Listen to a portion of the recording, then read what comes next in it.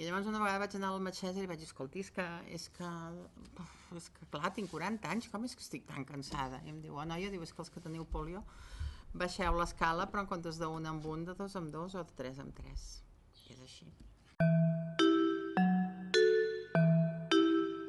Nosaltres, una gran majoria de la gent que vam ser afectats per la polio, que vam lluitar per posar-nos, per fer la vida normal i el màxim de normal possible, ara estem afectats del postpolio.